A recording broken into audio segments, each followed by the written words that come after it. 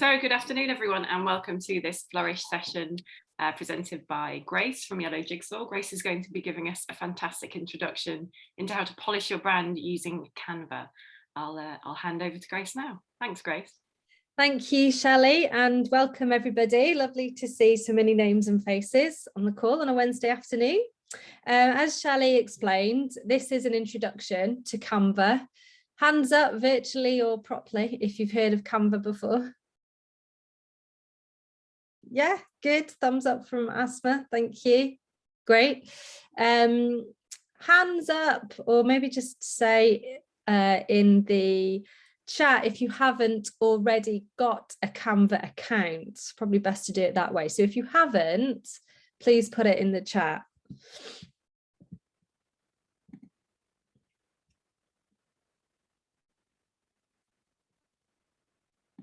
Oh, so we all have. That's a great start. Oh, so picked you.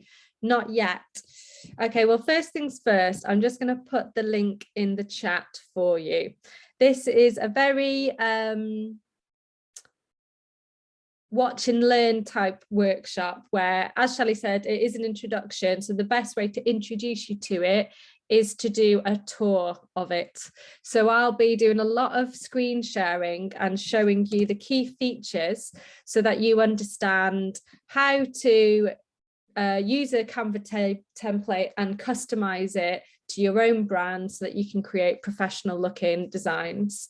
We will then be handing over to you to have a little play around in your own canvas and start adapting a template to your own brand. So if you haven't got it, I'm going to send the link over to you. It is free to everybody, but the free version has restricted features. So some of the extra fancy stuff you wouldn't be able to download if you had the free version.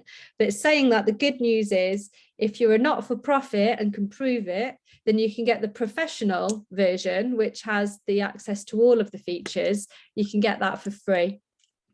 So I will also dig out that link for you to make sure that if you're signing up,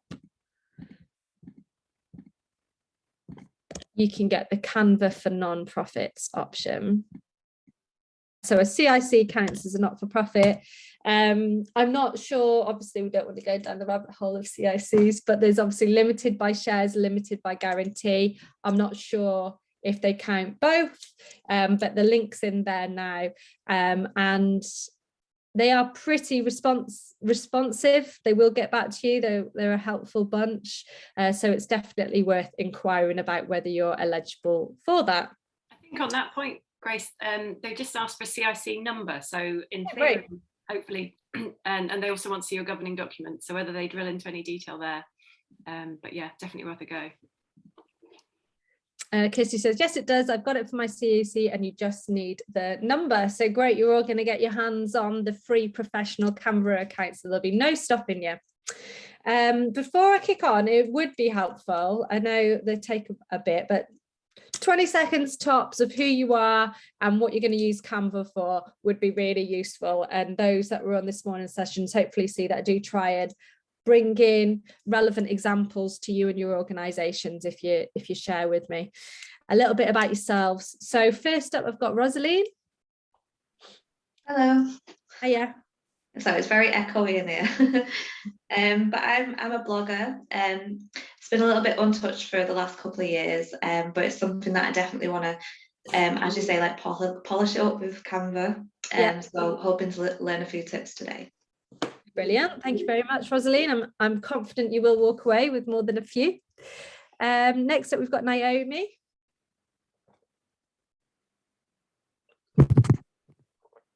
Sorry for being Hiya. off camera while I'm doing something. Sorry.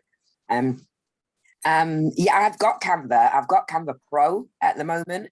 And I've tried to switch over to the CIC one, but I'm going to have to message them because we're limited by guarantee, and so we don't have a charity number. It's just the company number, and I'm not exactly sure what it is that I have to provide for them. So I'm going to email them and wait for them to get back to me.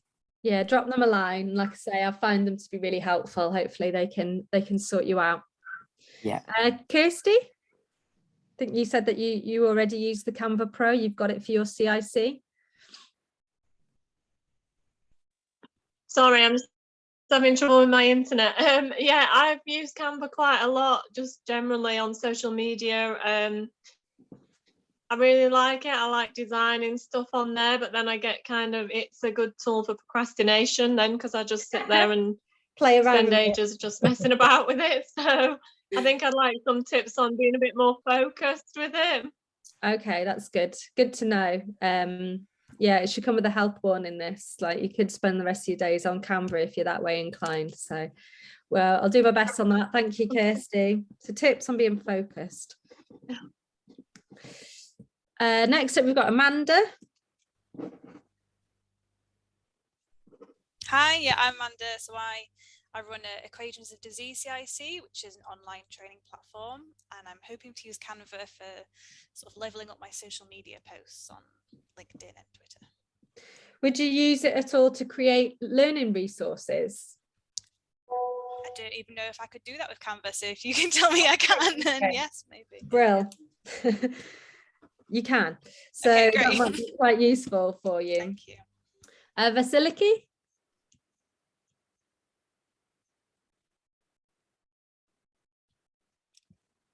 No, we'll come back to you. So Picchu, I've not got a name for you other than So Picchu, but I'm guessing that's not your name.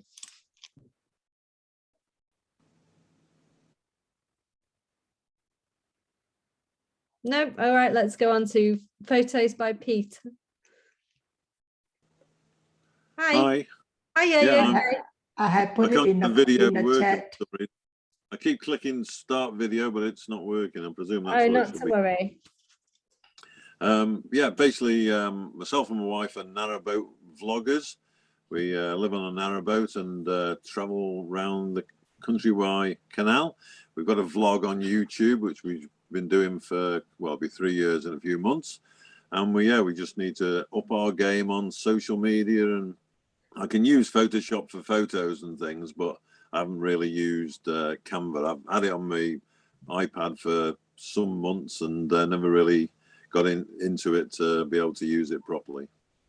Okay, sounds like you're having some fun adventures, Pete. And great that you can use Photoshop. We'll be covering how to upload your photos into Canva and maybe putting them into some narrowboat themed designs for you, perhaps. Yeah. Okay, that's great. Grace, we've got a couple of messages. One from So Picchu, who says, it's midnight here, my hubby is asleep, I can't talk. I learned of Canva and I've been wanting to know more about it. I'm on photography and editing images, and I'd like to display images on Canva. Well, thank you for your dedication and commitment being here at midnight, wherever you are. Same point to you really as to Pete. We will be showing you how to upload photos, putting them into frames, embedding them into a graphic that reflects your branding in a professional way. So hopefully that will help you. Becca Parkinson, that's absolutely fine. Don't worry about it. If you can't speak, no worries. Put your intros into the chat. And it's just good for me to get these little insights so that we can make it as tailored as possible in the next couple of hours. Midnight, you're going to have to tell me where you are. Doing childcare socials and website. Is that like a nursery, something like that? Oh, wow. Australia. Thanks for joining us from Down Under. Brill. Who else have we got? We've got Diana.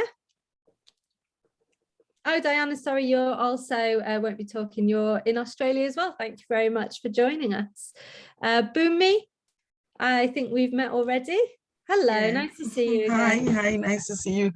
Yeah, just I work with young people, and it's just to increase my visibility in social media and to be more creative with what I do. Because just social media is just to be more creative, and to be able to deliver my content without being boring, just add some creativity. Brilliant. Nice to see you again. Thank you for joining us. Nice to see you too. Jill, another familiar face that it's nice to see. Hi Grace, you all right? Good, thanks to you. Yeah, not too bad, thank you. Hi everyone, my name's Jill. I'm the community counsellor of Counselling and Training Services. I'm passionate about providing free counselling to all, and to those that can't afford to wait or pay, and not just at crisis point. So I've set up my Counselling and Training Services as a social enterprise, hoping to sort of generate income by maybe the training side of it, to be able to provide the counselling for free.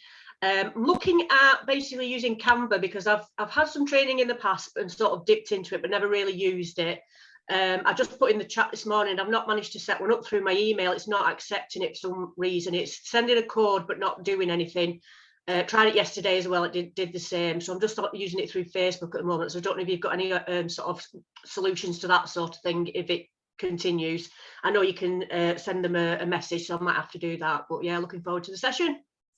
Yeah, I would recommend sending them a message. If you're anything like me, you're a bit reticent about sending a faceless organisation a message, but out of all the experiences I've had with these kind of websites, they do seem to be pretty responsive and are ready and willing to help. So hopefully they can resolve that issue with the verification code for you, Jill. Cool. Thanks for joining us. Tina?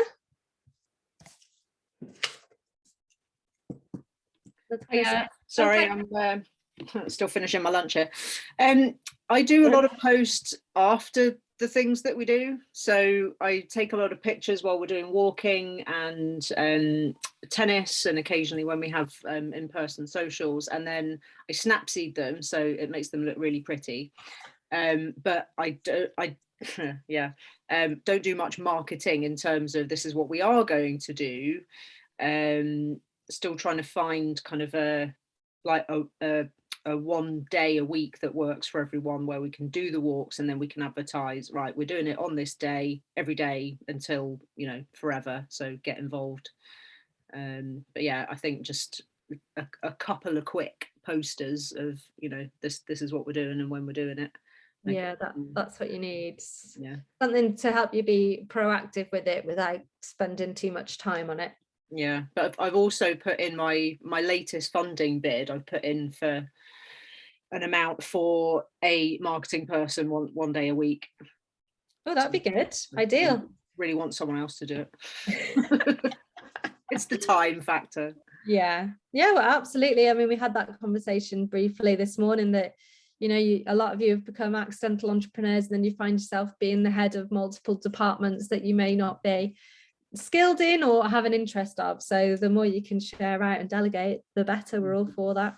Thanks, Tina. Next up, we've got Asma. Hey Grace, it's Asma, yep, from Source Such as Empowering People. So we actually have an account. We do have the Canva account, the non-profit, not-for-profit. Like I said, we started on social media, so we did start using it for, like, you know, social media posts. And then recently we've been using it for leaflets and banners.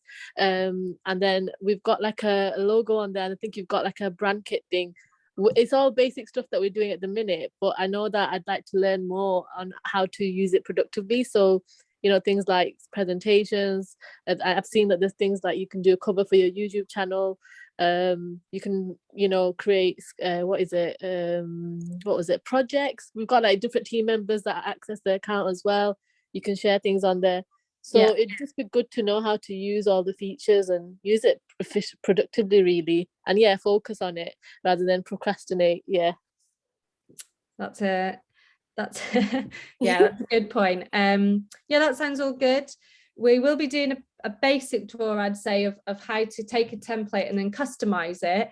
But in terms of what you mentioned about YouTube covers, presentations, they are all available as templates. So the same principles apply, but I'll show you how to find those relevant templates, and then the same principles on how to customize that template will get you where you need to be in terms of PowerPoint presentations, which you can just download as a PowerPoint from Canva, which is mega helpful. Or as you said, like the YouTube cover, which will just be a design which is set to the right dimensions for what YouTube wants.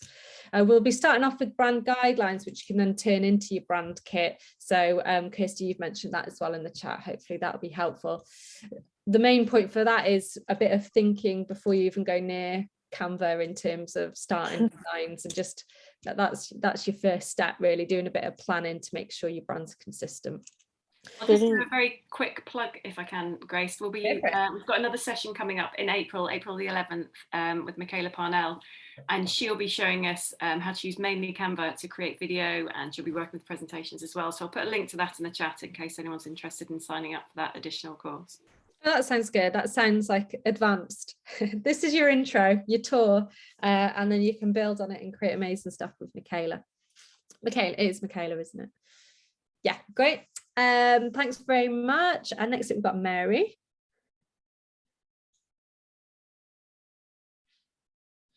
Mary might not be able. I pass. Oh, Marie. Hiya, how you doing? Yeah. Did you call me? I said Mary, but Mary's not answering, so I'll take Marie. No, I was saying that I pass because I just want to learn, like I said, Okay. for the podcasting, be able to do the logo, things like that. Yeah.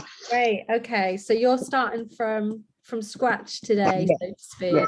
And you want some graphics for your podcast, and maybe you want to be promoting that on social media. So how you can create some professional looking graphics to do that. That's great. Thanks, Marie. Thank you. And we have Christine, who said you've been using Canva for a year and always interested in learning how others use Canva for inspiration. So hopefully we can provide some of that. And finally, Dee, who was with us this morning. Do you want to introduce yourself to those that haven't met you, and what's motivating you to learn more about Canva? Hi, I'm Dee. I'm interested in using it to make learning resources, and also to make I've got the word for it now, little bits of trailers for a conference. Okay, like mini videos. Yeah, there is a word for it, but I can't remember it now. Little resources that other people can share as well. It might be an image, or it might be a video. Oh, like a graphic, or Yeah. Okay. Yeah. I'm trying to think of the word now. It comes to us, put it in the chat. Yeah, I will. Shelley's put the video making workshop link for the workshop in April in the chat, so that should be of interest, I am sure, to most of you. If I've missed anyone, please put it in the chat, but what I will do is I will crack on. So for the benefit of Marie, really, I think everybody else is sort of familiar with what Canva is. It's a free tool. It is designed in every aspect to be as easy as possible so that anybody, and the key word is anybody, could boost their branding and make it look professional. And they do that by making it really easy to use and creating lots of brilliant templates. And they are available, and I'll show you in the little tour the breadth of templates that are available. It's not just a Facebook post, it is a PowerPoint presentation and everything in between. But templates can only do so much. If you haven't done a little bit of thinking before you open up your Canva, then what you're going to end up with is that procrastination. You're going to go down a rabbit hole. You're going to have a suite of templates that may not bear much resemblance to each other and haven't really done anything in terms of boosting your brand, because a brand has to be consistent. If it's not consistent, then it's not doing its job to build familiarity and awareness of you and your brand and what you do. It's going to confuse people, it's going to switch people off. So the first point that we're going to start off with is to think about what your brand guidelines would be and a few quick tips on how you can develop them today. Then we'll go through the tour of Canva and start looking at templates, all the functions that are available to customize that template based on your brand guidelines. Does that sound good? Mm-hmm. Great. So multiple tabs here, and if you've used Canva, then you'll know that that is the way of the world with it. So the first thing I want to show you is an example of brand guidelines. So really what this is purely, and you can put it into a brand kit into Canva, but wherever you put it, it's purely a reference for you, for any volunteers, for any colleagues who are going to be creating branded graphics and designs using Canva. Without this, you're going to be all over the shop. You're going to be using different colors, different fonts, and that's not going to help anybody.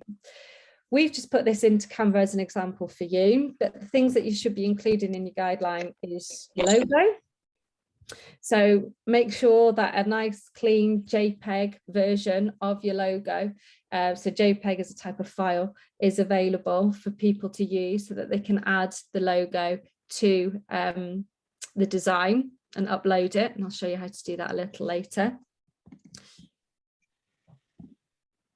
If you've got a logo and it's got a color behind it, that isn't too helpful when you're wanting to overlay this logo on another background color. It can look blocky, it can clash.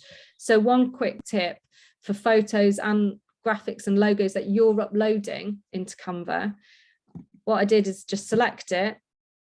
It's got this box around it. I've clicked edit image, and you can actually remove the background. Obviously this one doesn't have a background, but that's quite a good tip to use when you're including your logo in your brand guidelines. Make sure you're making it available without that background on it. Next up, people need to know what kind of typography to use. So what fonts should you be using? And there should be a main primary font and then a secondary font. We don't need 3, 4, 5 fonts. That's when it can start looking inconsistent and unprofessional. If you already have a logo and fonts that you use on your website, for example, then there are ways to find out what that font is to make sure that you can search it. So I just selected it. It knew it was text, and here is the font search bar. You can find that font, or you can find one which is a very close substitute, or you can actually upload fonts into Canva in the Pro version. So if you're not sure what the font is it following my screen here? I should now be on myfonts.com. Can you see that? It's on, yeah, that's right. So I've gone to myfonts.com. Shelley, would you mind putting that in the chat? If I multitask anymore, I'll... URL. Yes, please. Yeah, you can upload an image of an image that includes your font, and it should identify what the font is for you. So upload the image, select a crop box, and then it will tell you. So that's a really useful tool if you're really starting from scratch with your brand guidelines on how to make sure you've got what your fonts are and everybody knows it and they know what they're looking for in Canva. The other tip is obviously colours. You should be as specific as possible. You should be using, loads of tabs, up to 5 colours and examples of how they are used with text, how they're used with icons, how you want that brand colour palette to be displayed. Now you can see there are little codes under these colours. Now these codes tell us what that colour code is to search it in Canva. So I've selected the icon. It's brought up the colour. If I wanted to change the colour, then I could either search here or search in the search bar with the number, put it in, and it'll give me that exact tone of the orange that I need to make sure that this is in Flourish brand colours. Again, you might not know your colour codes, so there's a handy website that helps you to do that. Another one to put in the chat, if that's okay, Shelley. Works the same. You upload an image, so it could be an image of your website homepage. It could be your logo as a JPEG file. You upload the file, and then it will spit out all of the relevant color codes. So if you really are starting from scratch with your brand guidelines, with those 2 links, you've at least got the starting point of your font and your colors. Once you've got that, use it as a reference document. If you're old school, you could put it in a Word document and make sure everyone uses it, or you could build up your brand kit. When you start building templates in Canva, it will automatically start producing options that are based on the colors that are in your that are in your design. As you can see, it's doing that there. So there's no reason really to deviate once you start building up your templates using your guidelines.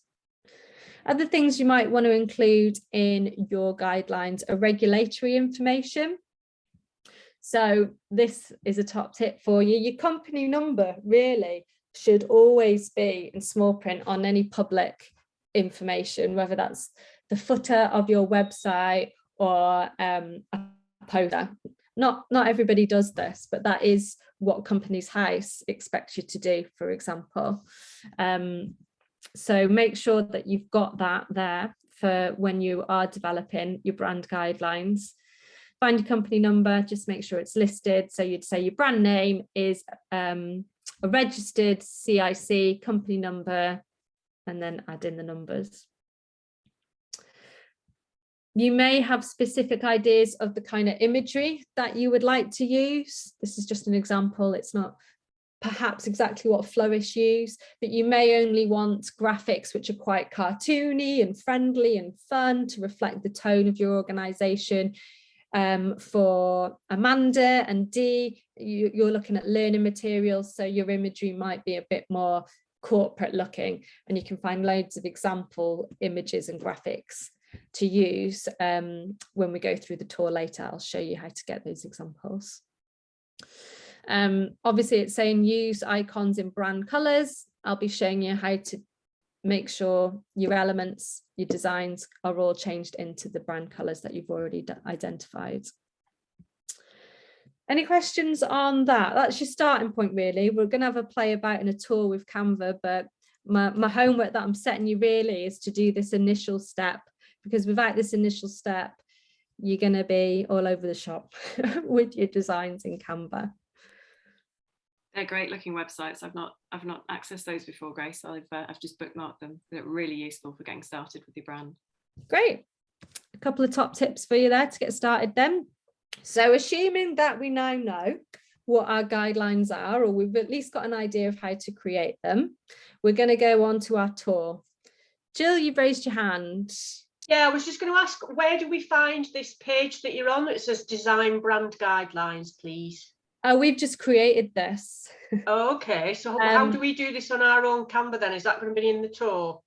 Yeah, this will be in the tour. Okay, so don't worry about this. And like I say, yes, you can create a brand kit, and Canva will pull out the colors and the types. It will remember it for when you're creating more designs. But if you're old school and actually you just need it written down somewhere, or you need it in a Word doc, put these guidelines wherever they're going to be followed, where it's most likely that someone's going to follow them. So that's just a caveat really. Right, so we'll kick off with the tour. This is your home page. I've clicked on home. This is displaying all of your projects. So everything that you've designed will be under here. Anything that's been shared with you from other people's Canva. So I think Asma said she's got multiple people within one account. They should all come under your projects. But if I was to share a Canva link with you, I would share it as an email link. You would then get it in your inbox. When you open it up, to then find it again, you'd go under here and it would be all in there for you. You've obviously got trash, which is an obvious one. You've had a play about with a design and you've binned it off. You can create a team so that you can collaborate. So if I click on that, dream team, isn't that nice? You put in your team name, and then it would ask you for the email addresses, and then it just makes it easier to share your designs basically and edit them together. Other tools that are on this homepage is that brand kit. So as I've mentioned, you could do it as a Word document. You could do it as a design, as we've done in Canva, or you can click on brand kit and then you can just upload all of the colors that you found, your logo, so it's all there. This has had the background removed, so that can be on can be used in any design and in any background, and you can add your fonts, and as it says there, you can upload a font if it isn't already available in Canva. So you'd click on that and it would show you how to do that. It's a great tool to use if you have got multiple people using the Canva. It's a great reference point, and it means that it will populate in your menu when you're creating design. So a good step to follow once you've done that initial work on creating your brand guidelines and you now understand your color codes and your fonts. What I should say is it's got a little crown next to it, as does Content Planner. That means whenever there's a crown, it means it's only available for your pro Canva account, not the free to anybody account. But as we've mentioned, and as you've now got the link in your chat, you should be able to access the pro version for free if you've got evidence that you're a not-for-profit enterprise, so you've got a CIC number or something similar. But contact them if you're not sure using the link that I've sent, and try and get one off them, because it does add extra functionality which is bigger and better than the free to use version. A content planner. So Tina, this may be something for you to use. Again, you may want to use a content planner in here. You may just want to use your Outlook calendar or a Google Doc or a Word doc or your diary.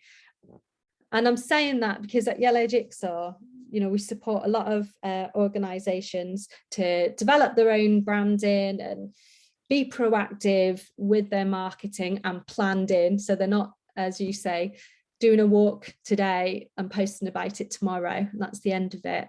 And what we find is you've just got to use the tools that are right for you and your team. You can be as fancy as you like, and you can use the content planner in here, but as you can see, it is just a calendar. So just use whatever tool works best for you to be plotting out dates for when you're starting to promote a walk on social media, or you've got a new course that's launching and you need to do a build up in terms of signups and registrations. If a paper diary is going to work better for you to do that, then just do that. The most important thing is that you just do it. So those tools are available if you do want it all in there, and particularly if you are using Canva in a collaborative way with multiple team members, it's all in there as a shared resource on this one platform. So there's the benefit to that.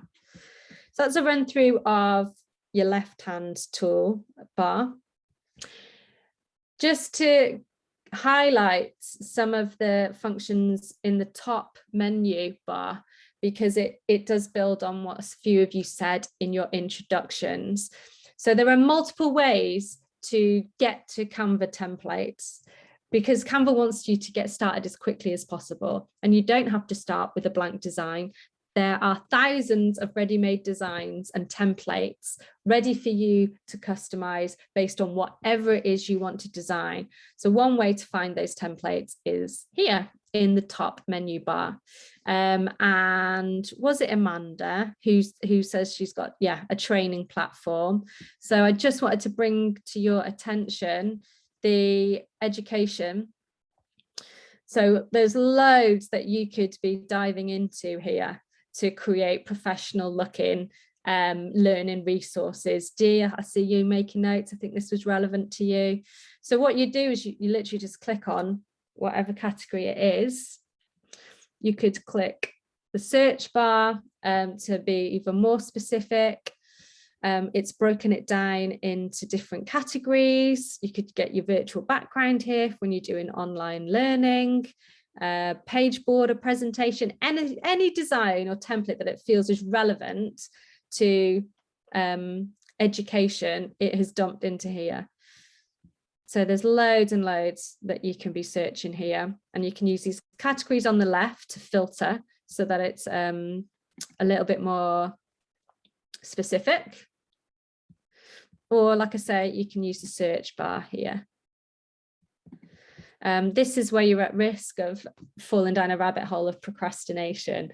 But I think the best way to approach this is get your brand guidelines sorted, do a bit of a mapping exercises of the types of designs you need and want from Canva, and then just a little bit of time going through the templates that are available and shortlisting the ones that you want to have a play about with and customize. Otherwise, you'll have to quit your day jobs and just spend all your time in Canva playing about with templates.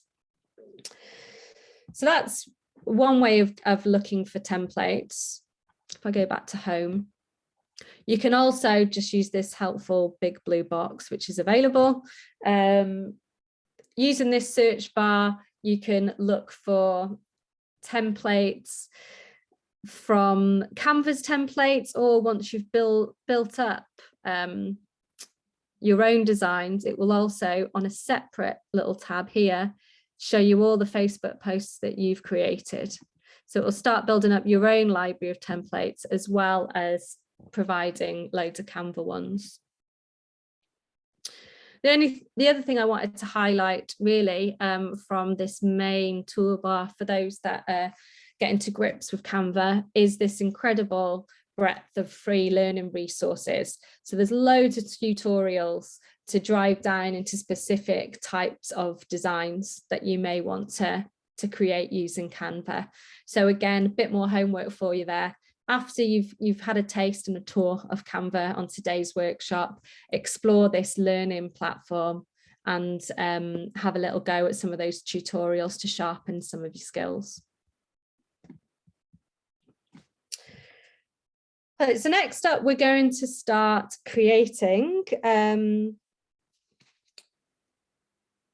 we're going to select a template and then we're going to show you all the different functions to customize it.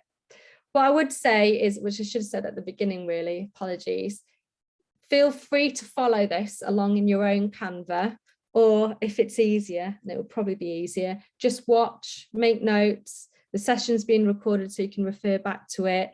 And then, like I said, you will get the opportunity to use your own Canva to design your own template when we finish up the tour. Is that okay? So we've got the templates and the template designs, which are good to go. If you did want to do a blank design, then all these are blank, create blank. But what they are is the right dimensions for each of those platforms. So can you see under where it says Facebook cover, it tells you the dimensions. So this is really handy to make sure that whatever you're creating is appropriate for the platform you are using it on. So nothing's going to get cut off, nothing's going to look a bit weird or isn't going to work properly. The dimensions are preset for you.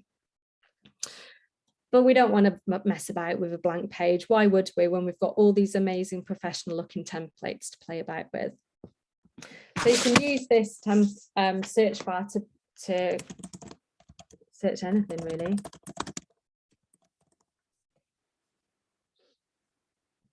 International Women's Day. Oh, there we go. So it's come up with, I've been quite specific. I've not just put Facebook post.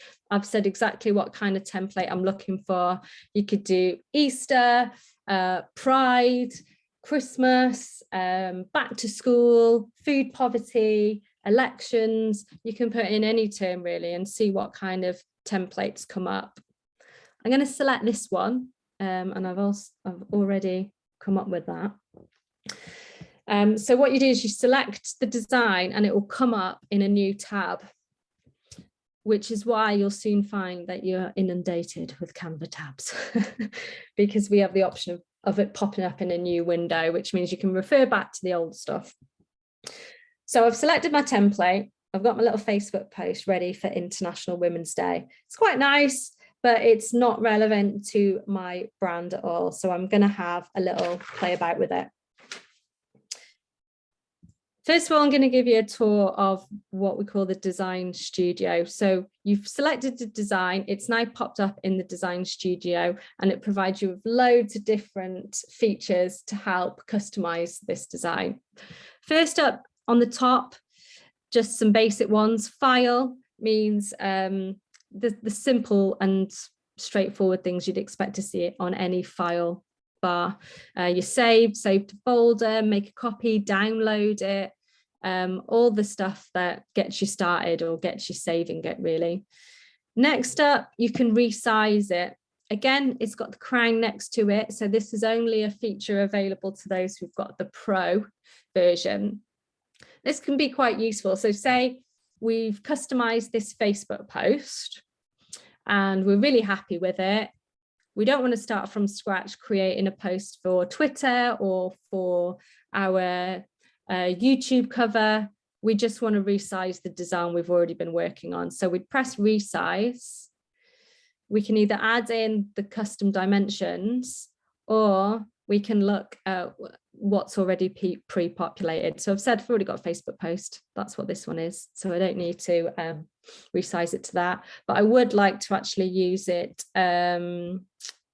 as a poster. So if I click on that, I press copy and resize. And the reason I do that is because I want to keep this original. And again, lo and behold, we're opening up another Canva window. It's not good to go here. It doesn't instantly scale things. It resizes it. So that's the right dimensions now. But the design itself, you will have to have a play about with to make sure it's to scale.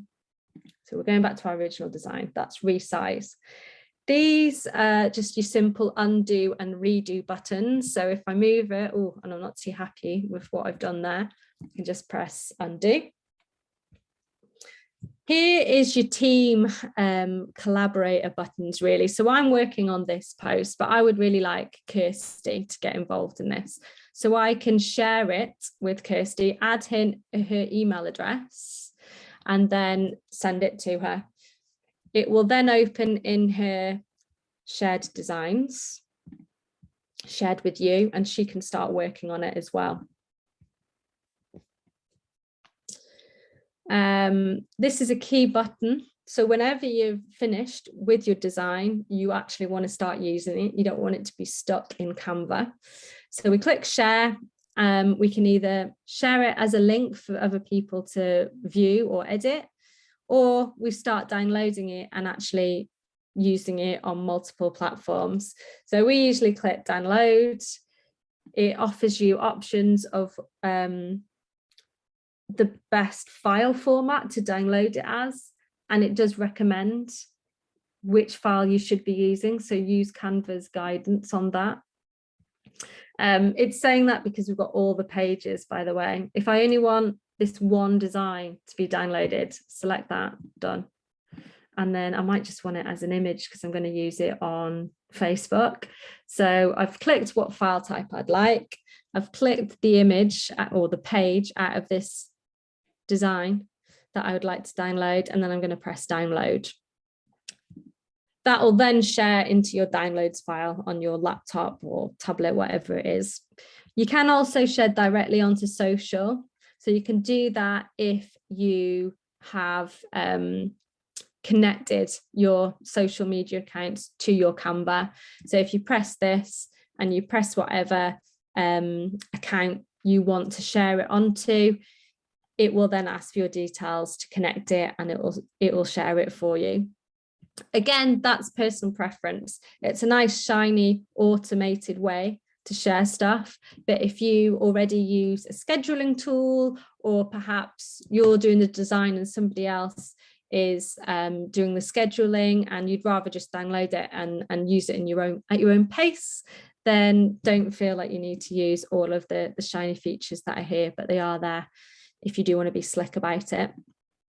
In terms of other key functionalities in your design studio, before we get to all of this fancy stuff on the left-hand side, are the animate button. So this is a graphic at the moment, but we could actually animate it so it becomes a GIF, which might have been the word that you were looking for, Dee, earlier actually, or some sort of moving video that you can then share on social. So if you click animate, you can go through lots of different options, and it gives you the preview when you just hover over them.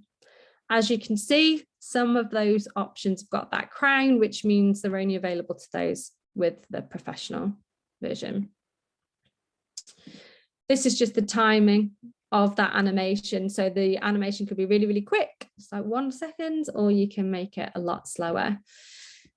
My advice really is, for a social media post, you want a nice mix of static images, but also moving graphics, so that you're being consistent with the brand, but you're also mixing it up and you've got some variety of the posts that you're creating. The other key aspects of the menu bar here are these ones, which are particular to the page that you're working on. So this one is really, really, really important, and I want you to make a note of it. So whenever you're working on a design in Canva, please take the template and click duplicate page, and it'll just simply duplicate it within the same design so that you've always got the original copy. And the reason I say that is because Canva automatically saves your changes. So yes, you can click redo, redo, redo over and over again, but the safest way to retain your original design when you're having to play around with it and experiment with all the features is just duplicate it and then just start again with a second copy, so that you've always got that one safe. Other one is simply delete. So if you accidentally press that, don't panic, you can just press undo and it will come back up again. Or you can press add page. So it's slightly different to duplicate page, doesn't duplicate it, but it will add a page which is the same dimensions with the background color on.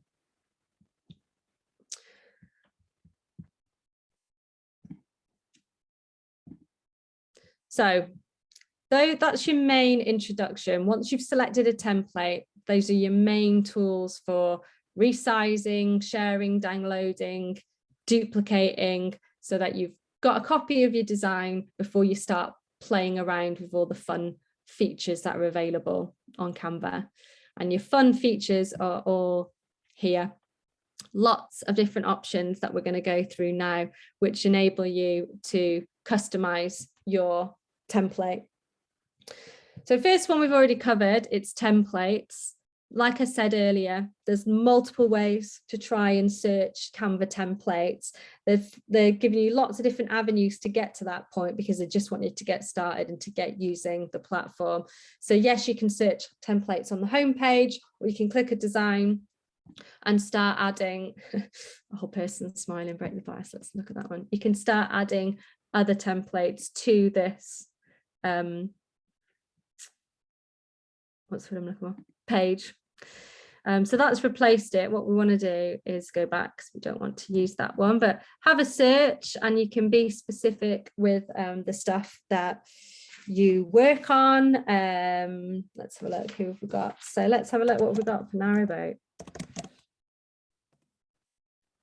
We've got graphics, no templates, unfortunately, Pete, but I'll show you how to find relevant graphics when we get to elements. So you've used the template search tool. You've got the template that you want. To start customizing it straight away, click on the entire design. Can you see? You'll see what's highlighted with the blue box that comes up, and click on this color box here. So that is telling you what the background color is. Click on it and that's how you change it. So you've either got your brand kit uploaded, which will automatically populate here if you've decided to create that brand kit in Canva, or you've got a note of what your color codes are, and then you just put the color code in here and it'll automatically identify the color that you want to add to the background. You can start playing around with add a new color here. There's every color under the sun, as you can see, but if you've done that first critical step of your brand guidelines, then there shouldn't be a need to be playing around with this. You should just be putting in your color code. So second, we've got elements. There are tons and tons of different types of elements that you can be using to bring your template to life. So first up, I've clicked on here and it's listing all the subcategories of elements. Let's go, first one, lines and shapes. Lines and shapes can add nice depth and make a very basic template look a bit more sophisticated.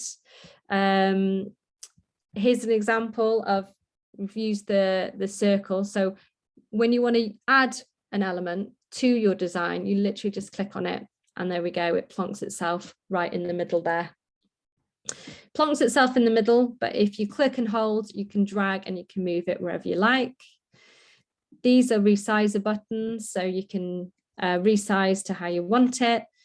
If you've already got an element, such as this big circle here that we've already put here, and you want to organize one in front of the other, you use this position button.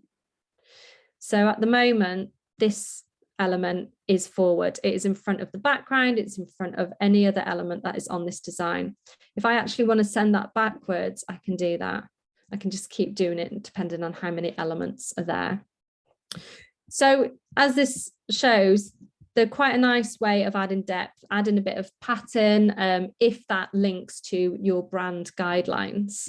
You don't have to use the full thing. You can add it to a corner just to create some interesting shapes and patterns.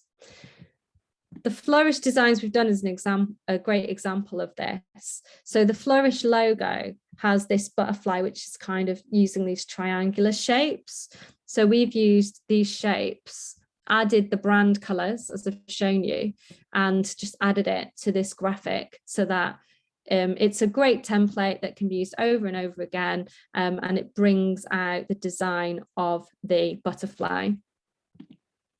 So if you are looking at shapes, you know, don't just use them because they are there. Some of them are really unprofessional. They're not going to work for you and your social media designs or your posters, whatever it is.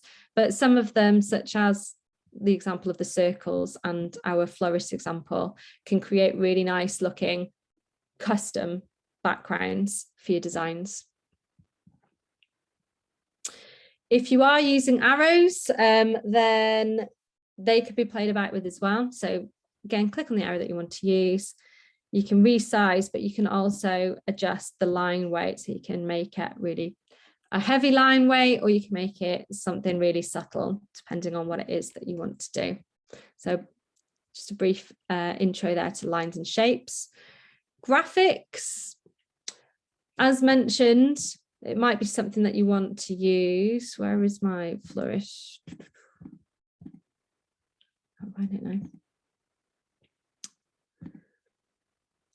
I'd suggest that you include the examples of the types of graphics that you want to use in your guidelines. So we've put these in here because, again, rabbit hole, you could end up using lots of weird and wonderful graphics in your brand. So make sure you've got a few examples already so that you know what you want your graphics to look like, what the brand should have in terms of personality, really, because they're pretty zany. So I pressed on see all. Then you've got moving stickers, you've got sort of hand-drawn ones, you've got lots of different styles. So what I would do is, again, I would search, and here we've got some examples. We're searching for an appropriate graphic for Flourish. It's about women, the brand is pink, so let's see what comes up for women pink. And when you find ones that you feel are particularly relevant, I would keep them in a design so that you can refer back to them. It could be voting, so we use that in our design. D, it might be something that you want to have, just a suite of relevant graphics to do with your work on making voting information accessible. Have a little search of the graphics, and like I say, make sure that you're keeping the style consistent and you're not just using loads of different ones because they catch your eye. When you start selecting graphics, as I have done, it does this thing called magic recommendation. So it's getting to know the kind of style that you like, and it'll start to suggest ones that it feels are in line with the graphics that you've already selected. So keep your eye on magic recommendations, because that will help filter the search. Next up are photos. Might actually come back to photos and start off with photo frames. So we're still under elements. We've got all these subcategories. A great way of presenting your photos are with frames. So a couple of you, Tina included, Pete, with your narrowboat photos that you're editing on Photoshop, you may have brilliant photos that you want to use, but plonking them into a Canva design just as a file upload may not look as professional as you want. So using these frames will help you to make sure that it looks neat, it looks tidy, it's in line with the overall design. So if we look at all the frames that we've got, nice simple one is a circle. To demonstrate to you how this works, if I was to add a photo, I just selected the photo, double clicked on it, and it then shrunk itself into my frame. That looks a lot more professional than if I was just to put this square photo somewhere in that design. So that was elements and then frames. Again, you know, this isn't, Canva isn't just for us social enterprise bods trying to create professional designs. It's for kids doing school projects. It's for people doing any sort of design. So be wary, some of these won't be conveying the professional image that you may want. We would recommend sticking to the square, the circle, and also these can be quite handy if you are saying join us at our on our next learning program or our next event and it's online, then you could add an image. It could be your logo, it could be, you know, a screenshot of a Zoom that you've already taken, and you could add that in so that it's presenting that this is an online event. Really useful to get to grips with frames, particularly for Pete and Tina. Just to show you, so that's what we used here. We had these headshots of lovely people involved with Flourish, but we then added the circular frame and we added a shape behind it so that it was just adding a little bit of texture, making it a little bit more interesting, but that is then very, very consistent. Hiya, Tina.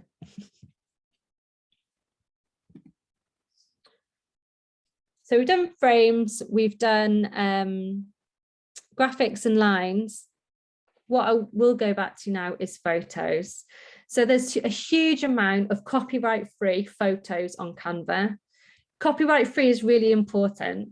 Whether you're using Canva or you're just finding an image for attaching to accompany a social media post, do not Google images and just use whatever comes up in the search results, because you don't know the copyright for those images.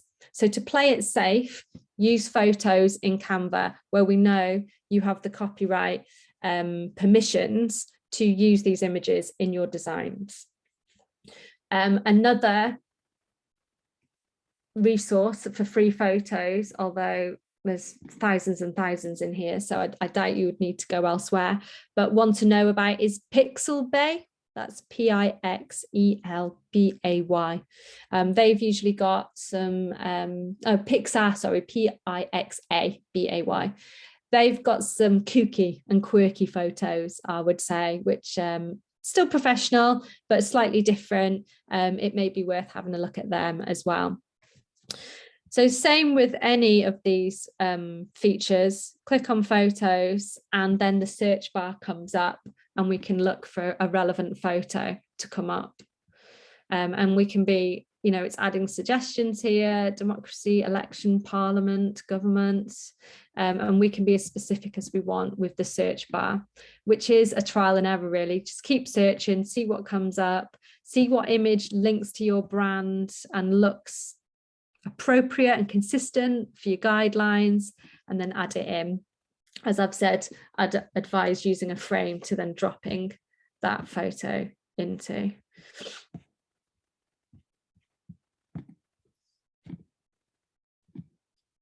Bit of a mess, this template now, which is why we keep the original.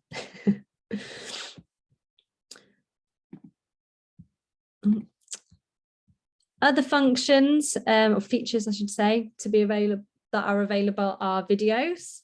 So just exactly the same as photos, you can select a video that can be added to your design and it can go in a frame. obviously think about what the end result is. Like, what are you using this design for? A video is fine if it's going to be on social media, be great in a presentation, but there's no point adding videos if actually this is a design that's going to be used for printed material, invitations, leaflets, that sort of stuff.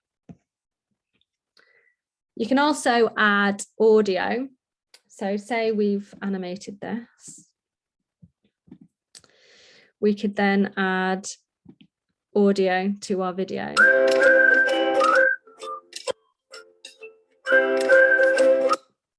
It would then download as an MP4 file, and then again, you would then upload it as a video file to whatever platform you want to share this design on. Next up, charts, a really, really great one for if you, a great one if you are wanting to use Canva to create an impact report. There will be a template readily available for impact reports. So have a search on that. We're obviously using a Facebook post template to begin with, but there will be a template which is more appropriate for the dimensions of a report. But the charts are really, really useful. As social enterprises, as good causes, the onus is on us, I would say, more than other businesses to demonstrate our impact. It is quite easy to be able to translate a statistic of, 8 out of 10 people would recommend our project, or said that their well-being or their mindset improved as a result of taking part, and creating a graphic out of that. And that's a really great way of communicating with your supporters, with your funders, tagging them into social media posts. It's not necessarily a requirement that you have to commission a social impact consultancy to create a report. If you've got stats like that, or you've even got quotes, then use Canva to create interesting looking graphics that present that. So again, just to look at the charts, we could add in whatever chart best reflects or best suits the data that you've got, and then you can input the data into this chart. So you don't have to upload any data from a spreadsheet or anything like that. You can actually create the chart using the data from scratch in Canva, which means it's presented in a really professional way, and saves you a job really from converting something from a spreadsheet. This is a great one to be able to use percentages. So if it is 8 out of 10 people recommended our services, then we can just put 80 in, and it adapts it to show you graphically what 80% looks like. You can change the colours to those in our brand kit. Let's use this brand kit. I want that colour to be that. So you've automatically created a measure which is on brand and which is accurate. So have a little play about with that if you're looking at creating impact graphics or full-on reports using Canva.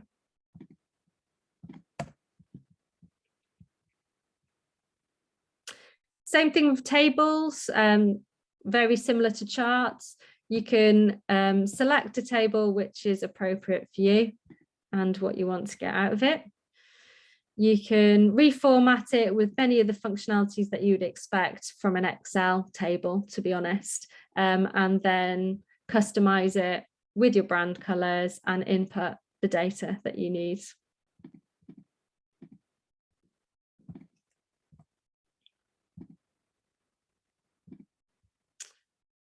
Those are the main elements that I wanted to cover with you. Obviously, there's loads there, and this is a tour to introduce you to the things that are at your fingertips, purely from that one menu tab. What I would hope is that after doing your brand guidelines, after thinking about what I need to use Canva for, you can be a lot more focused as to the features that you require to use, and spend that time finding a decent starting point with a starting template, which doesn't require you to start from scratch with all of these elements. It just requires you to do a little bit of customization to your brand color. Next one, which is a really important one, I'd say for the majority of you, but is definitely something that is relevant to what Tina and Pete mentioned in their intros, and it's uploading media. So it's great that we can use these stock photos in our designs, but what we really want to do is have a template where we can then drop in our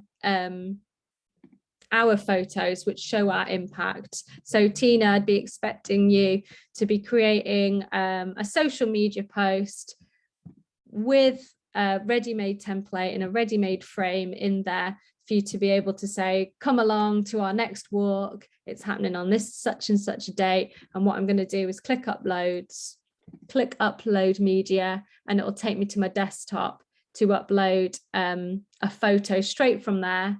It'll populate in here. And then once you select that photo, you double click it and it will go into that frame. So rather than you feeling like, you know, you're quickly editing a photo on Snapseed after the event, you've got a template where you can use a photo from a previous event. Make sure you've got consent to do that from the people that you work with, and then you've got that template to just continually start promoting your events.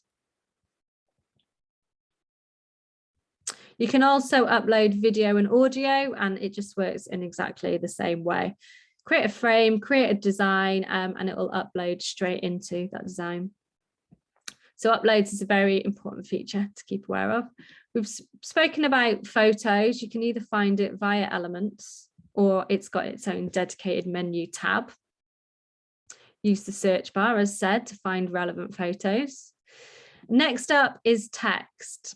So we've got our design with our shapes and our uploaded photo. What we actually need to do is add a little bit of text if our design template hasn't already got some. So I went to text and it asks me if I want to add heading, subheading, a little bit body of text. I just want a little bit of text to say, join us at our walk. This is very basic, but you get the gist. You can move it around, you can resize it. And also, of course, at this point, I'd be expecting you to change the font to what's in your brand guidelines, either in your brand kit that you've uploaded, or search it, or as I've mentioned, once you start using it a lot, it will just predict that you will want to use one of your recently used fonts. So that's what I'd be expecting you to create. There's lots of weird and wonderful font creations, as you can see, to be able to add to your graphics. Use these with caution. They look great. I'm dazzled by them. Don't they look fun? But do they fit with your brand guidelines? If not, then just focus on creating a template like we have done here, where it's your logo, your fonts, some icons and colors that are completely in line with your guidelines.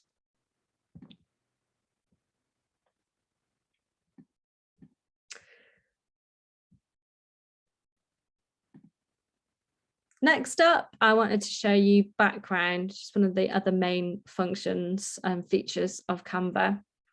So you've already got a background ready made on this template, but it may be that you want something a little bit interesting. If your brand is featuring graphics more than real life photography, which I expect it would, then I'd perhaps look at some of the features that are available, such as under patterns, and have a little search, see if something is relevant to you. Again, be wary. You can be as zany as you like, but is your brand zany? Does it reflect it? And just because it's a ready-made background doesn't mean that you can't customize it to your brand colors.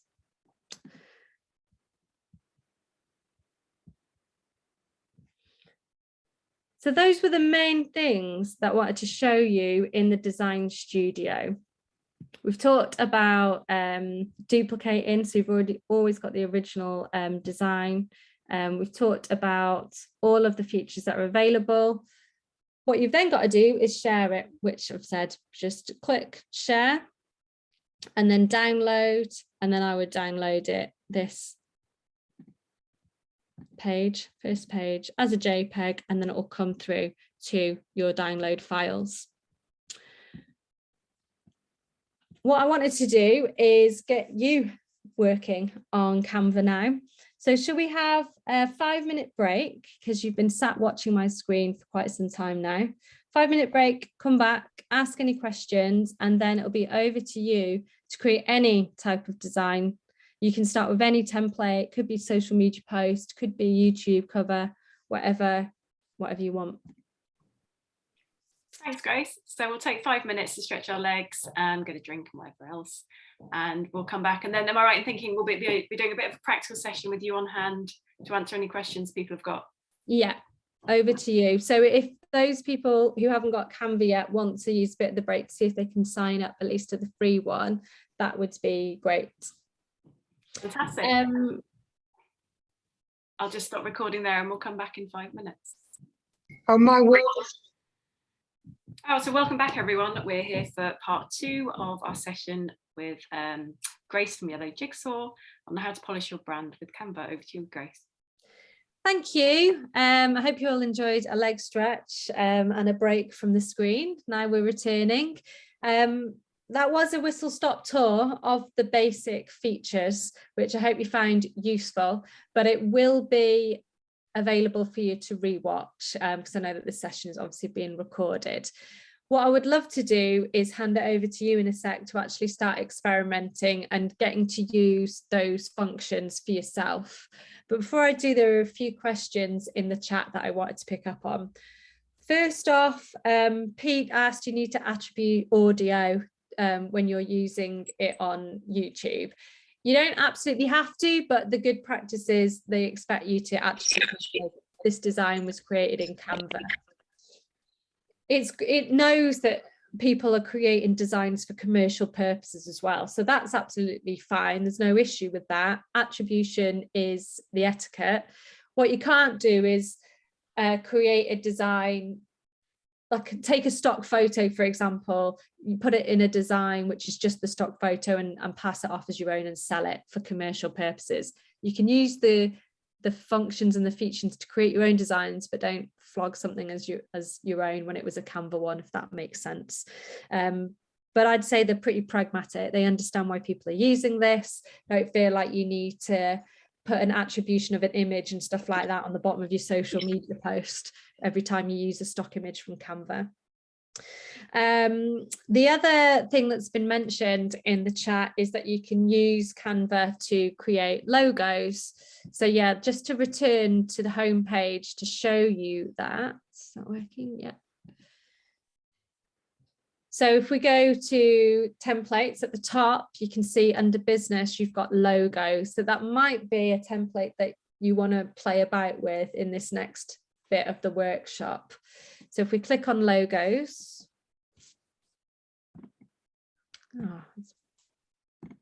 Oh, sorry, my keyboard sometimes does this. It doesn't like clicking on stuff. There we go. Clicked on logo templates, and here we go. There's some really beautiful ones to get you going. And you can, again, filter different categories. We've got minimal, which are a little bit more corporate, I would say. Something with which I imagine would lend itself well to female brands. We've got the elegant styles. And I think somebody has actually shared their logo in the chat. Is that right? Are they still here? They can tell us their experience. I think that was Naomi. I'm still here. Oh, hi, Naomi. So you've created a logo. I've created. I created my logo on there. Yeah. Can people see this? Yep. Oh, it's gorgeous. Oh, looks great. It does look really great, really professional. Yeah, I've done a few banners as well on there for my businesses, and I've created some flyers. That's great. So you've become very comfortable with Canva? This looks like a bit of a Canva.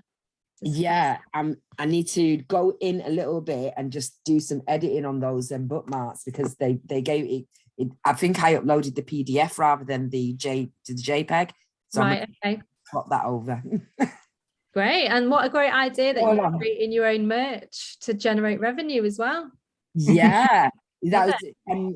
I don't know if it's the same with Canva, but I know that when you get the templates and it's on the Pro Packs with. I know it's like that with a couple of other organizations. You can use it, I think it's 100 times. And then if you're making profit from it after that, you have to pay them for the use of it. So, yeah.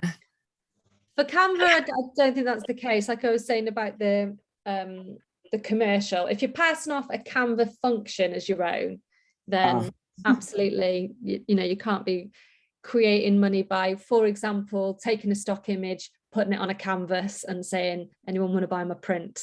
But you've created a design using the services. So that is your design to use how you see fit. Yeah, I adjusted the bookmarks anyway and stuck my logo in there. So there you go. There you go. It's a bespoke design, and they want you to use the templates and adapt them. So I think that's a brilliant example of how a professional looking logo can be created using Canva. Just going back to the home page.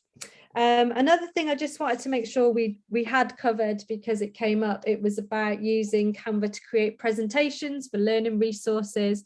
So just to make that clear, anything that you create really can be downloaded as a PowerPoint. So if you go to share and you click on this more here and keep scrolling, there is the option to save your design and your multiple pages as a PowerPoint presentation. So that'll then save into your PowerPoint. You'll be able to open it up in the PowerPoint app. What I would say is just make sure that you've created design which is an appropriate dimensions. So if you look at resize, there is the dimensions available for you to make sure that whatever you're downloading, it's appropriate for PowerPoint. Otherwise, if you take something that isn't the right dimensions, it's going to look a bit out of kilter and a bit all over the shop when it then opens up in PowerPoint. So what I would love for you to do now is to go to templates and start selecting a template and playing about with the different features, maybe customizing it to as close as possible to your color and font, unless you already know those. You want to use what my font and HTML color codes to make sure you're getting the branding spot on. And yeah, have a play about, and I'm going to stay here to answer any questions that you might have on it. Another one I just wanted to bring your attention to, which is really useful on the topic of social impact and all of us working on communicating the impact of our work, there is a specific infographics category. So if you have done a project and 8 out of 10 people got incredible outcomes from it, and you've got some really lovely quotes, or you've got a theory of change, then there may be an infographic template that you want to have a play about with to communicate your impact. So we'll spend the next 20 minutes on that, if that works for you. Like I say, I'm going to be here, shout out, grab me, put something in the chat, and I'll be on hand to help you out. Any questions? Thanks. Thumbs up from Jill. Has anyone had a chance to try out Canva who hasn't had a go previously? Have you managed to set up an account and have a bit of a tinker?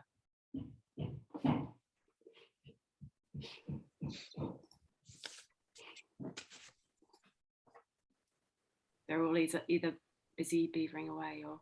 I'm just having a look at the logos, which is interesting because I was having a look at it in the break, and then Grace came back and told me how to do it. So I was like, nice one. Oh. You must have read my mind. There's so much in there. If it's graphics, it'll be in there somewhere. It's amazing. My 10-year-old uses this all the time for school projects, and you know, he's being a 10-year-old, he's much more using the filters on these things. He can just find stuff, and it's remarkable. You give him 10 minutes and he's just created an incredible poster. Wow. Where did you find all that? It's brilliant. Posters come a long way from us using clip art and word art or whatever it might have been when we were in school, I imagine. Yeah, absolutely. There was actually someone on the my school PTA was using this for ages, and she said, "Don't tell anyone I use Canva, it's my secret. They think I'm a graphic designer." It's empowering the masses to become graphic designers. Absolutely. Oh, Amanda's got her hand up. Hi, Amanda. Hi, thanks, Grace. It's been really, really useful. Good. Could you show perhaps how to add a hyperlink, if that can be done, into a link, like a PDF or any kind of post? God, my mind's gone blank. Can you? Well, I guess that's the first question. Can you? Let me do a quick search. Hold on. What I would say is, even if you can add it, think about the end result, like a JPEG. It doesn't matter if it's hyperlinked. You can't really click on it. So what are you wanting to hyperlink it for? Oh yeah. Okay, I think of adding a link to it in terms of it being a social media post, but as you say, in terms of the end result, the link would be in the post, not the image. That's what we'd always say. I mean, you can hyperlink, but yeah, hang on, sorry. Not at all. Yeah, so you can do it. So it might be useful for things like if you're sending out an email as a graphic, you might want to have different areas of the email hyperlinked. So yeah, you can hyperlink text, video, and different parts of the graphic. So there's a link to how to do that. Yeah, are you following my screen? Yeah. Right, so I've clicked on the text, clicked on the text, the boxes around it. I know it's highlighted that. I'm going to highlight it, and then can you see these three, was it there? No, sorry, effects. Oh, no, I've lost it. Yeah, it's in the 3 dots. Yeah, it was the 3 dots, sorry. Let's go back. 3 dots. There you go, and it's your usual hyperlink. Oh yeah, okay. And then I've can paste, put that in. Like Shelley says, you might want to use it as an email. It might be nice for an invitation that you're sending as a graphic in an email. But for social media, I would always recommend that you've got a call to action in the text that accompanies the image. Yeah, because that's what people are used to clicking on, really. And obviously on Instagram, it's not even a link in the text, it would be a link in your bio. So just have a think about what you want the result to be, and if it's for people to visit your website after looking at a beautiful post on Instagram, it's going to have a different journey than if you're going to be emailing out an invitation. Yeah, great, thank you. Also could be used in presentation. So just for ease of presentation, if you want to show a video or open up a website, just having those links embedded in your PowerPoint will make it much easier on the day to present.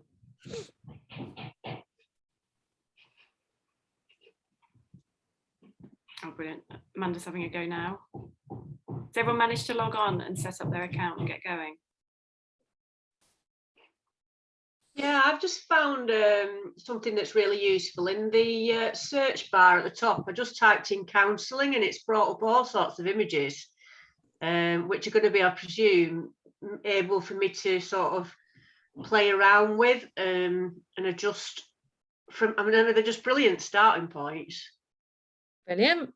So yeah, you can search not just the type of design, but your area of expertise. I put in counselling and it's come up with lots of different templates which I can then filter. So I'm going to do a counselling presentation. These are the templates it's come up with. I'm going to do an Instagram post. Lots of weird, wonderful and varied, and it is like being a kid in a sweet shop a little bit, isn't it, when they're all so beautiful. So think about those brand guidelines, and you want to stick to one type of templates. These are very different from each other. I wouldn't expect, Jill, for you to be using, you know, 2 or 3 different styles when talking about your counselling service. Try to have a play about now, obviously, but stick to one when you're going forwards with your Canva work.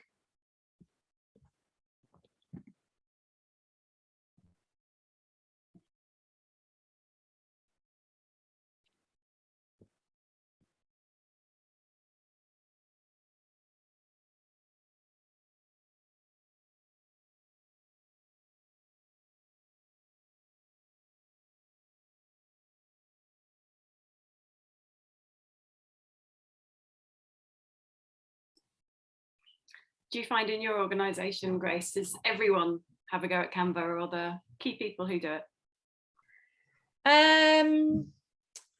Key people, I would say, and I think that all of you on the call will find that, because it's not just about ability, it's about interest, and this can suck up a lot of your time.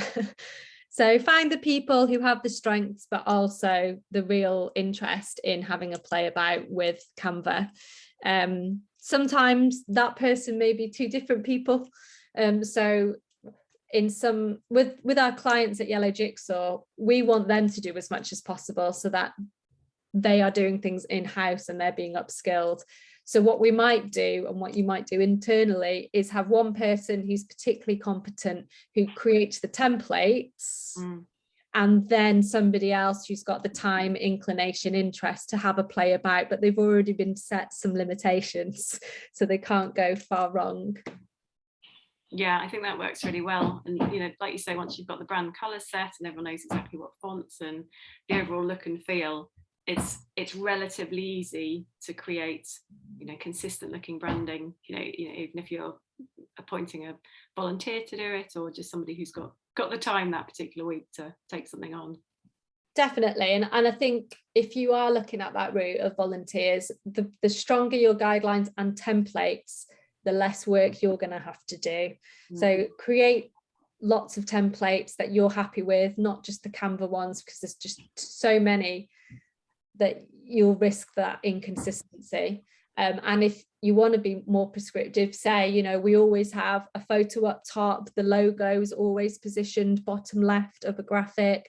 We always have our secondary font, you know, to the right hand side, that, like I say, someone who may not be as skilled but can get along with it, can create consistent graphics. That's what we've found. Like, it's one thing changing the color of a template, it's another thing reformatting something so that it's spot on and the image exactly what your organization wants to portray, or the graphics are right. So the more examples that you can create as templates, the better. Who does it in Flourish? Is it Michaela? Michaela does loads of it. She's got such a great eye, and her technical skills are really good. And then all of us pitch in. So it does depend who's got some time that week. So yeah, I do a bit. Michaela does a bit. Michaela does some. Anna does some, actually. Yeah, Anna does quite a bit now. So yeah, it's all of us. We've all got different degrees of experience on it, but we can all turn something around. Yeah, I think having somebody who's really got that graphic eye and that experience creating something that's consistent just speeds everything up, because it's when you're given a brief which is just make this from scratch. It's like, yeah, I could do with a template, a Flourish template. Exactly. Yeah, and I think lots of organisations find the same thing. And like you say, if people just start from the point of, I'm going to look at some templates and see what's out there that I fancy, you end up with quite a mishmash of look and feels, which I'm sure you've seen. So yeah, it's really worth putting in that thinking time, getting that brand palette set up. It's brilliant. Once you've got the brand palette set up, you can just change the colours so quickly without searching for them. It's yeah, such a useful tool. Yeah, doing that initial work does reap dividends. It's the boring bit before you let loose on all the templates, but it's absolutely the necessary bit. Yeah, definitely.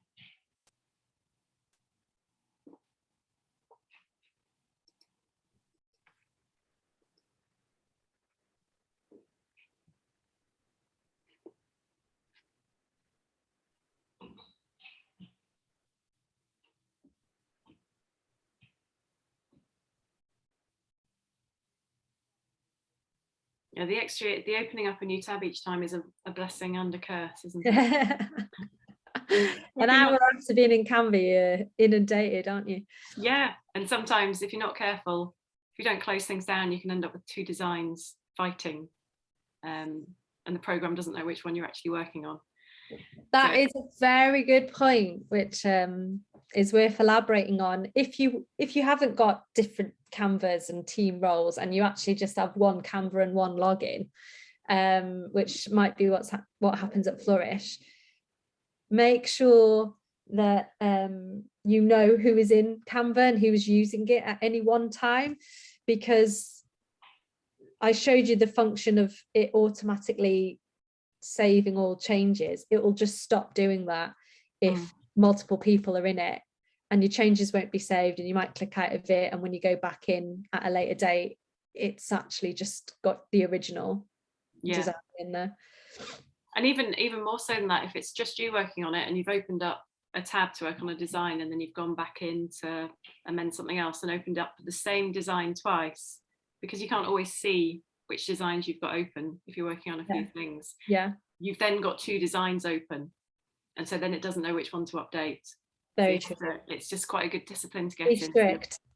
Yeah, shut the window down if you're not working on it, so you don't suddenly find yourself with a load of unsafe changes. That's very true. What I would say as well is make use of the page titles. So it says page 1, page title here. Particularly if you're using this to collaborate with other people, this could be International Women's Day, Monday post. And then page 2, you've got a different title, or original post, version 2, you know, so that you're actually, you're keeping tabs, because it is just so easy to create 30 designs before you've even really thought about it. So organize it with page titles and file titles as well.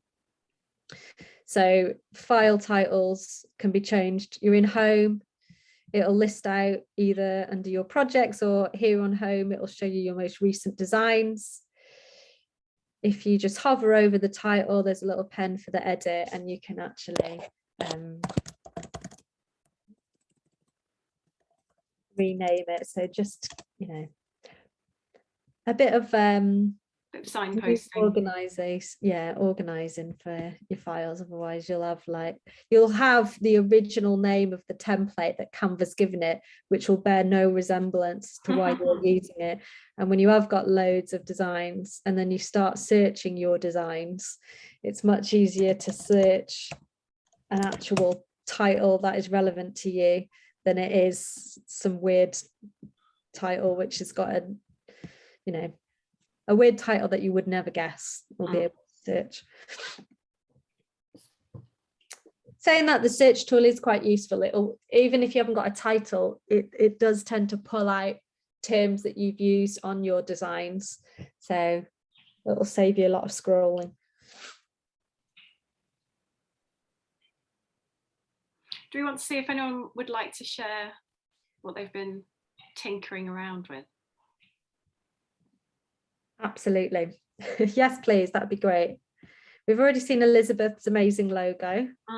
Well done, you. Has anyone got anything that they'd, and obviously we understand you've been working on this for approximately 10 minutes, so it's very much we're not expecting masterpieces. Sorry, I just quickly put a little logo at the bottom of my about page just to see how to share it. I had to do it on my mobile because when I'm on Zoom, nothing else on my laptop works. Oh, it's so good. Yeah. So even doing it on my phone, I found it quite good just playing around with it. So at the bottom of my bio, I don't know if that link works. I'm just trying to get it up. And you've done this on your phone. That's just really quickly. Yeah, let me just. I can't see your. Where's the logo? Is it at the bottom of the page? I hope it works now. I know. Got a copyright notice, tag search. Is it on? Oh, hold on. On the. Oh, can you see it properly? Oh, yeah. So there's a second about page. So I've gone onto that. Right. Let me just share that. So not only have you designed something, but you've actually added it to your website. No, just quickly. That is amazing. That's really impressive. Can everyone see that? So Rosalind's just added that using her phone, I should add. Love that. How fiddly that is. That looks great. So it might not stay there, but just it's under construction anyway, this blog. But that's something I'm quite leaning towards, like the minimal logo type. Yeah, it looks great. It does look good, and it links really well with that brand color palette that you've already got on your blog, looking at the wallpaper on either side. I really like it. What is your blog? Is it lifestyle? It's just a lifestyle blog at the moment, so that's trying to find my direction. Yeah, it's a nice style for a lifestyle blog. I'm very, very impressed. Well done. Right, now I've now lost all my buttons on Zoom. It's great when it does that, isn't it? Yeah, it just vanishes, and you know you've got far too many tabs open. So I can't currently stop sharing. Where's it gone? Has anyone else got anything they'd like to share? In the chat, it says that Joe has been doing a brand palette, which is music to my ears. I like to see that you're starting with that first step. And Jill has, it's you've sent a link. Did you just copy and paste the URL? Because yeah, do I need to do something else? Yeah, share it. And then put my email address in where if you just use the link, it'll say you've not got permissions, which is a nice nifty little confidentiality feature. I couldn't just then put that link all over the internet. You have to have given me permission, or you have to have used the share function rather than just. What's your email, Grace? Well, it's grace@yellowjigsaw.co.uk, or yeah, should do that, and then I can share it. I was going to say you could share your screen, but all right, yeah, either way. What do you think, Shelley? Was that Jill? I can make you, if I make you co-host, Jill, you can share your screen. There you go, you should be able to share. Okay, let me have a look. Right. How do I do share on here? I've got so used to using Microsoft Teams recently, I can't find it. So down the bottom, if you hover towards the bottom of the screen, it should come up with a menu. There's well, mine's in the middle, share screen. I can see it now. Yeah, there it is. Thank you.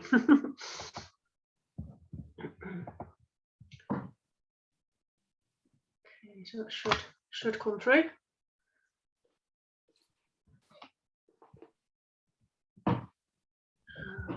It's not showing. I need to click share. Oh, hold on. No, it's happening. It's happening. Oh, brilliant. We can see that. Oh, great. Yeah, so I've just sort of added my picture, which I use all the time, which I had taken at Flourish when they were at USpace and they had their sort of launch of their official kick. And then I've just used one of the logos and then just added a name. So that's just all I've done so far, but I'm quite proud of what I've done. Hey, presto. Well done, you. So it looks the beginnings of the logo. And I definitely have a play about with under elements, the photo frames. So you've got that beautiful photo.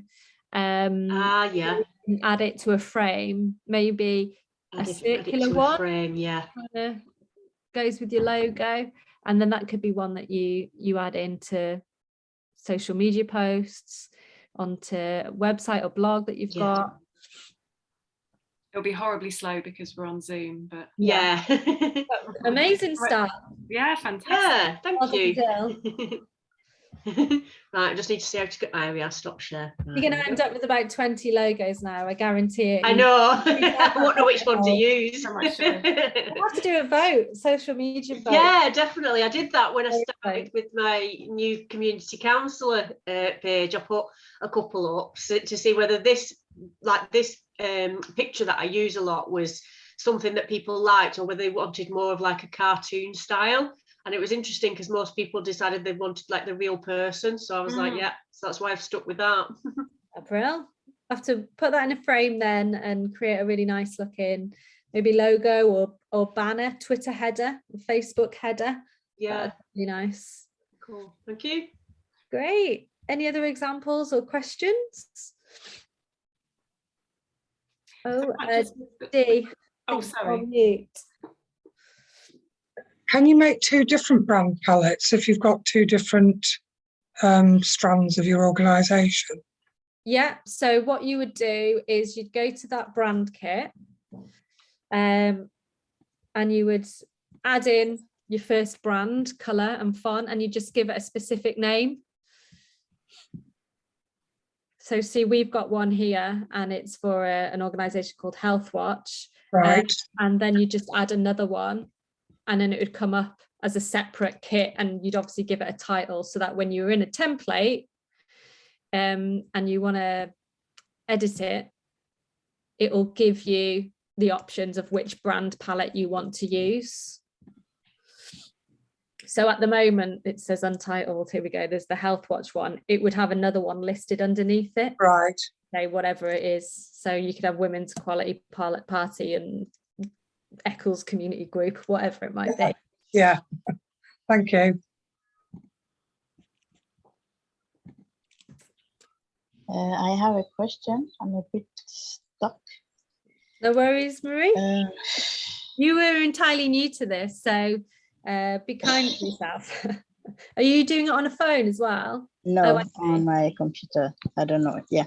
So this one, I want to be able to remove this tree and put a different picture, like something to do like because the book, my poetry collection is entitled Roller Coaster of Emotions. So it's something like a roller coaster, you know, if a couple of people on it or whatever. So I'll try and do that. Sorry. I keep clicking and it doesn't seem to, I don't know. So there should be a little bin up on the, you know, where it says animate. Is there a little bin to the right of it? Wait. I can see animate, but the bin is on the side there at the end, this corner. So click on that. So you want, so I click on that one. There you go. So your tree's gone. Now what I do is go to elements on the left hand side, you know, the menu on the left hand side that we did a tour of. Okay, yes. There you go. And then you can see there are graphics. I would search roller coaster and then the graphics should come up. And some of those graphics you'll be able to change the color of, so it'll be in the right brand color. Some of them are just static images that can't be customized. So you mean here on the search box, I enter roller coaster of emotions? Yep. Oh, or okay. just roller coaster. Oh, sorry, roller coaster. Sorry. And then it will present you with lots of different options. Okay. There you go. Thank you. Thank you. There's a roller coaster. So whatever I find there, I can just drag it to that. Yeah, or double click it and it'll populate. Okay, thank you. Dee, you're very welcome. Glad that you find it helpful. Naomi, nice to meet you. Great work on the logo. Great. Well, I think, we've got 3 minutes left. If there are any other closing comments or questions. Pete, lovely to see you. Is that the boat? Ah. Oh, looks good. You're on mute, Pete. I don't know if you can come off. Oh, what's that? There you go. Oh, yeah, I just done a little GIF. Love it. That way in. Oh, brilliant. That's amazing. Well done you, Pete. And great name, more to explore. Yeah, so buttons in it where everything is and things.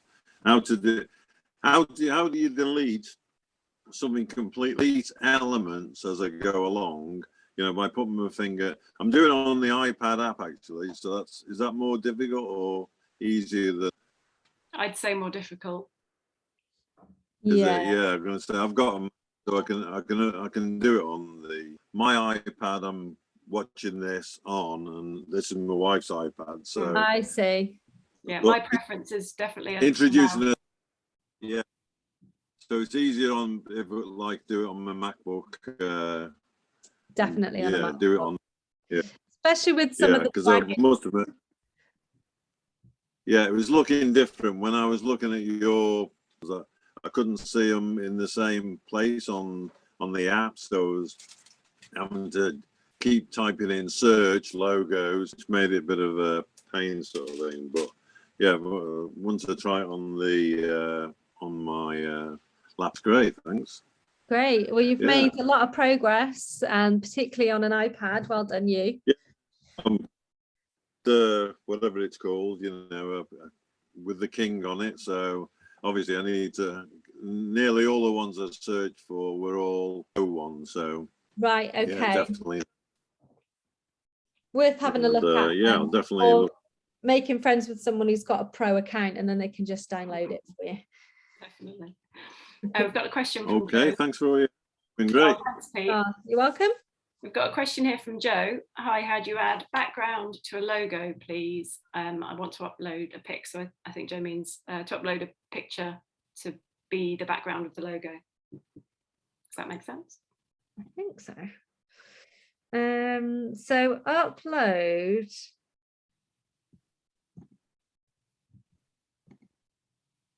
You want the background to be a photo. So, oh, I was really quick then. So say this is your template. I've clicked on the largest part of the element. It's been highlighted. That is the background. I can just click delete and that's gone. I then go to upload and I would click an image. What I would also do is to make sure instead of stretching that out to the size of the design, I'd use a frame. And I'd use that frame to fill the post. Take that backwards. And then I drag and drop it to make that the background. There we go. So long as you have it in a frame, it will resize it for you.